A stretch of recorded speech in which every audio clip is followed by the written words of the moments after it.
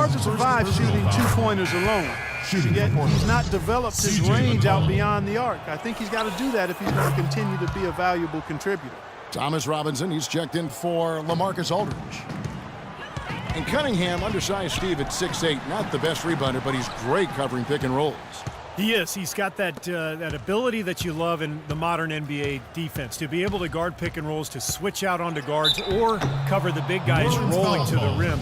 So a very smart player who can compensate for that lack of size. I think C.J. McCollum has all the makings of an outstanding combo guard. 6'4", great shooter, capable ball handler. He should be able to play either guard position. And what you like about McCollum, he plays bigger, I think, than his height listed. You know, during his college career at Lehigh, he averaged 6 rebounds a game and competed well defensively against bigger guards. So he's got a little chip that he plays with, which I like. And it's out of bounds to Portland. They'll retain possession.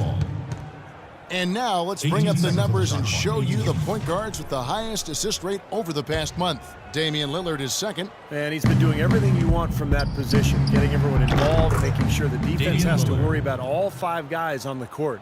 Not only has he been doing all that, but as his assist rank illustrates, he's been doing it better than any other point guard in the league. You can't give him enough credit for his passing this season. Those are starting to add up. Of their last 5 baskets, 3 of them have been three-pointers. And it's not just great offense, Clark. The defense is really lacking. Not enough energy on their closeouts. And New Orleans pushing it up now. That's tipped. Out of bounds. Portland takes possession. Well, for Damian Lillard last season, we'll check out the numbers. 8th in free throw shooting. And he was right up there among the league's elite scorers, cracking that top 20 list in points per game. You know, that free throw percentage of his, Steve, there were only a handful of players better from the line than he was. I mean, he was repetitive with his stroke and with his routine every time he got to the free throw line. And that, to me, is the mark of a good free throw shooter. You got to do the same thing every time you get to the line. Portland's gone 2 of 3 when they ventured outside the arc in the third quarter. The 11-footer. Almost, but it rolls out. Well, it's the edge they've had in that area on the glass that's played a big role in this game. Yeah, they've got some strong guys, Steve. Guys that are strong and well put together, and they've used that strength to their advantage down low. Wesley Matthews checked in for Portland. Here's McCollum. Three-pointer right. The shot will not go. New Orleans got the 3-ball working for them in the second half. They've hit 3 out of 3 shots from long range. Here's P. And again, New Orleans with the triple. Basically been all him. I mean, he scored most of the points himself. And here's Matthews.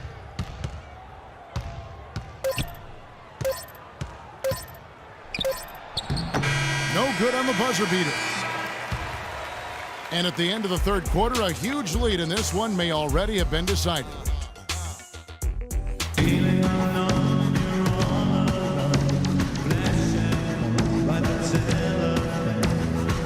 And let's go back to a terrific pass that we're calling tonight our State Farm assist of the game. Well, it was a great look, and it set up a 3-point basket. He scanned the perimeter, found his teammate in space, and put the pass right on the money. And on the floor for Portland here in the fourth.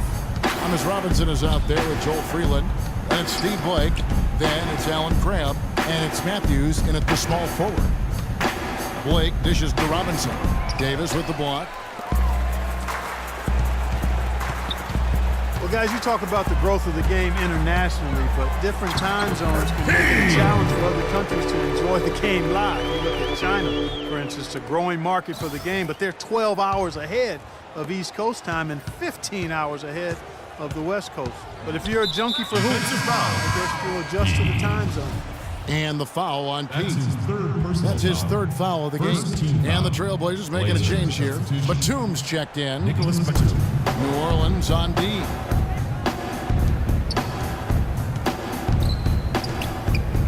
Upside Batum. 6 to shoot. A 3. Pelicans with the rebound. Gordon's got his 3rd rebound tonight.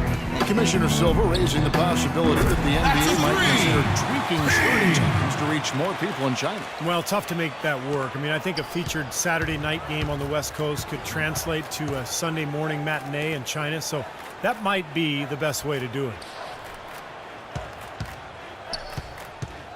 Robinson against Davis. Robinson kicks to Crab. On the wing, Batum. Again, Batum missing.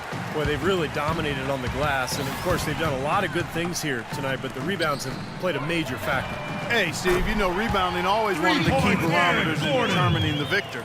You know, the more these three-pointers continue to drop, the more you can sense the frustration coming from this defense. No question. No matter what they've thrown at them, they've not been able to take that shot away. Fires it up. Another one falls for New Orleans. I love the flow that they've been playing with offensively tonight. This is an impressive performance. Well, and that lead they have just continues to grow and grow.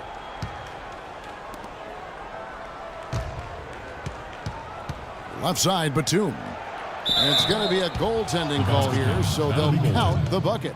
Well, Clark, the NBA becoming more up-tempo, more wide open over the last decade or so. Last season, the league average pace was the fastest it's been in over 2 decades. And I think fans and broadcasters enjoy seeing the guys play at that pace. You know, you go back to 2001, allowing zone defenses for the first time in the NBA. In 2003, eliminating 2 hand checks on the perimeter. I think those 2 changes made a significant difference. Left side, Batum. There's a screen by Robinson. Blake kicks to Batum. Dishes to Blake. Back to Batum. The Trailblazers need to get off a shot, and the shot clock expires. 24-second violation. Well, the old days of the dollar-for-dollar luxury tax are gone. The new, more punitive luxury tax really changing the way the league does business. Teams like the Knicks and the Lakers and the Celtics, high-revenue teams, they're not nearly as willing to go into that tax anymore. So it really has kind of leveled the playing field. Guys are looking for a spark here. Yeah, I mean, a cold stretch offensively. They desperately need a basket. Stripped it away. So the whistle blows on the shot, and 2 free throws for the contact right there. 100% free throw shooting this half, guys. Efficiency is so crucial when you're trying to overcome a deficit, Steve. And Steve, you mentioned the new luxury tax, and Clark and I talk about it all the time. It's an incremental system. Clark, you know, it starts at 150% and above the $15 million over the cap. The tax is 325%. And Kevin, that's before you get into the repeater penalties. If a team pays the luxury tax 4 out of 5 seasons in a row, you tack on another 100%. Those numbers could even affect big market teams. Here's P, and he goes in for the dunk. Boy, extremely opportunistic defense leading to those points there. That dunk, Clark, coming within seconds of the steal. Love the way they convert from defense to offense. But that's what happens when you get all 5 guys on a string defensively ready to react and make a play. Davis against Robinson. Out left to the wing. Down to 5 on the shot clock. Batum with the 3. Pelicans pull it in. In this quarter, he's really been off the mark. He just looks a little bit unsettled. An easy 2 points on the layup. Some defensive breakdowns are starting to show up now. Their last 4 buckets allowed have come from very close range. Giving up these easy chances is going to do wonders for their confidence.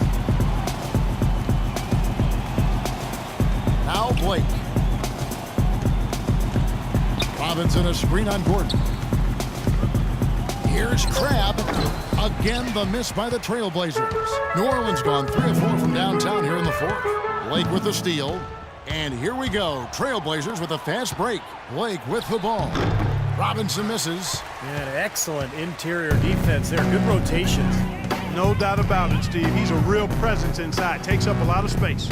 And so it's going to end up in the record books as a blowout, dominating performance for New Orleans. Agreed, Steve, and as one-sided as it gets today. You know, Clark, there were some dominant moments in about every facet of this game for that team. You're right, Kevin. It's hard to think of anything that didn't go right for them. I mean, game planning by the coaches, execution by the players, everything was spot on. And over win important, and this one will go down as win number 3. And what a huge standout performance it was for P. Every time he shot it.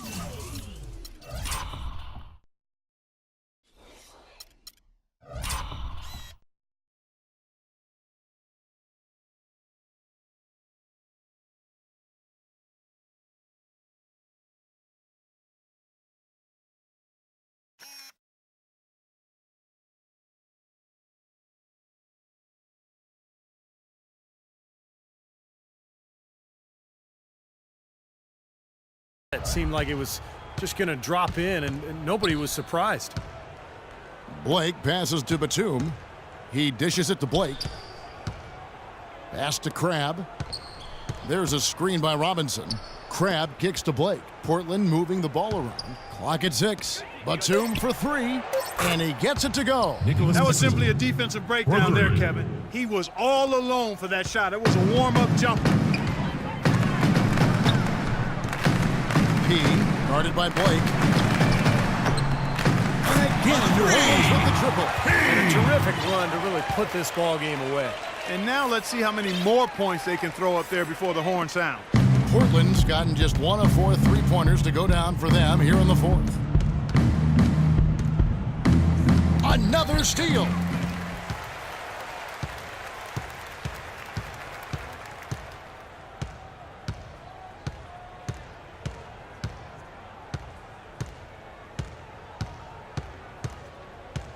P, guarded by Blake.